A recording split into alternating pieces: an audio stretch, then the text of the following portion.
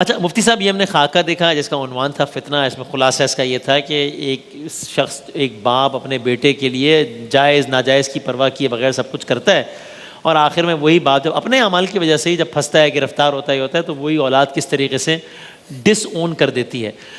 آج کل کے دور میں اس کو یوں بھی ریلیٹ کرتا ہوں کہ ہم سب جانتے ہیں کہ مہنگائی ایک انپریسیڈنٹڈ لیول پر ہے، لوگ بہت پریشان ہیں، تو اس اور اپنی اولاد سے ایک نیکسٹ لیول کی جذباتی وابستگی ہوتی ہے. تو اس میں کبھی کبھی انسان یہ حق و باطل کی، حلال و حرام کی تمیز کیے بغیر آگے بڑھ جاتا ہے، اور پھر اس حرام کرنے کا کوئی نہ کوئی جواز ہی بنا لیتا ہے اپنے لیے، اپنے آپ کو تسلی دینے کے لیے. تو آپ یہ بتائیے گا، کیونکہ میں نے کہیں سنا علماء سے اور میں نے پڑھا کہ کس انداز سے وہی اولاد، یہ تو دنیا میں ہوا، آخرت میں بھی، یعنی جس اولاد کے لیے حلال حرام کی پرواہ کیے بغیر سب کچھ کیا، وہی اولاد کس طریقے سے ڈس اون کر رہی ہوگی روز محشر بھی کہ بھائی ہم نے تھوڑی کہا تھا کہ کرو ہمارے لیے.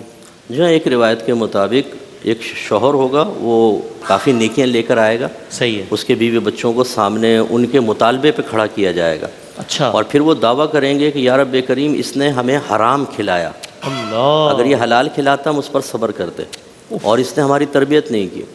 اس پر پھر اللہ تبارک و تعالیٰ اس شخص کی نیکیاں ان کے نامہ اعمال میں ڈالے گا، اور جب پورا نہیں ہوگا تو ان کی برائیاں اس شخص کے نامہ اعمال میں ڈالی جائیں گی. اور ایک فرشتہ ندا کرے گا کہ اے لوگوں دیکھو، یہ وہ شخص ہے جو اپنی بیوی بچوں کی وجہ سے جہنم میں چلا گیا. تو اس لیے ان چیزوں کے بارے میں کویسچن ہوگا. اصل میں اس کے پیچھے مسئلہ کیا ہے کہ ہم جو دنیا میں آمد کا مقصد ہے اس کو فراموش کر بیٹھے ہیں.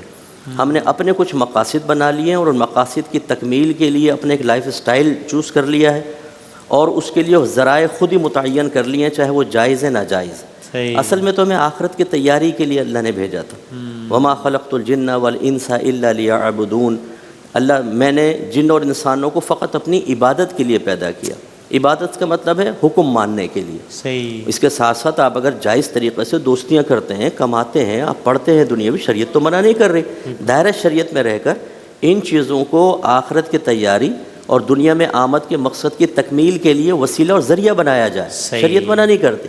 لیکن جب ہم دنیا کو جنت بنانے کے چکر میں آ جاتے ہیں، ہم تقابل کرتے ہیں، پھپھو کا بیٹا وہاں چلا گیا، چچی کا بیٹا وہاں چلا گیا، پڑوسی وہاں جا رہا ہے، تو ہم کہتے ہیں بیٹا تم بھی کرو. جی جی جی. اور پھر بچوں کی خوشنودی حاصل کرنے کے لیے چونکہ ہم نے شریعت کا راستہ تو اختیار نہیں کیا کہ ان کو دینی تربیت دیتے، اب ان بچوں کو اپنی طرف مائل کرنے کے لیے، ان کے چہروں پہ پھیلی ہوئی مسکراہٹ دیکھنے کے لیے ہم ان کی جائز ناجائز خواہشیں پوری کرتے ہیں. صحیح. بچے کو اسکوٹر کی چابی دی، دیکھا اس کی بانچیں کھل گئی، ڈیڈی، پپا. بیٹی کو موبائل دلا دیا تو وہ جھول گئی گلے کے اندر. 2 منٹ بعد جب موبائل ہاتھ میں آیا، نہ پپا رہا نہ ڈیڈی. پپا پڑا ہوا بخار کے اندر، بچی وہ ٹک ٹاک پہ لگی پڑی ہے. پھر وہ ان کی ماں باپ کی اہمیت مادی اشیاء کے ساتھ متعلق ہو جاتی ہے، اور یہ تربیت ہم ہی کر رہے ہوتے ہیں. صحیح. کہ جب تمہیں ضرورت ہو تب تم دروازہ بجانا، ورنہ اپنے روم کے اندر بند رہ کے گیم کھیلتے رہو 6 گھنٹے. نہ پرواہ کرو باپ کب آیا کب گیا. ماں بیچاری بیمار ہے تو ماں کی اتنا نہ پوچھو کہ امی طبیعت ٹھیک ہے کہ نہیں ٹھیک ہے.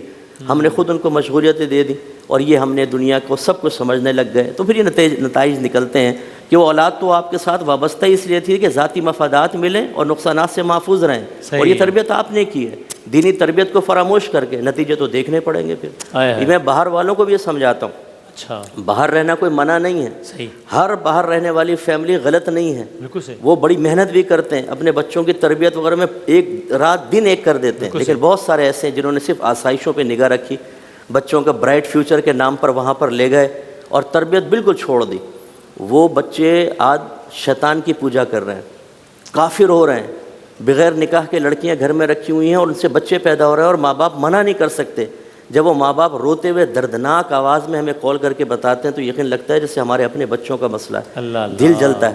لیکن یہ مسئلہ وہی ہے جو دکھایا گیا ہے کہ اللہ کی خوشنودی، اللہ راضی ہونا ہو، رسول راضی ہونا ہو، جنت کے راستے پہ چلیں نہ چلیں، یہ پپو راضی ہو جائے اور کمپٹیشن میں آ جائے، زلیخا راضی ہو جائے، بچے راضی ہو جائیں، یعنی ہمارے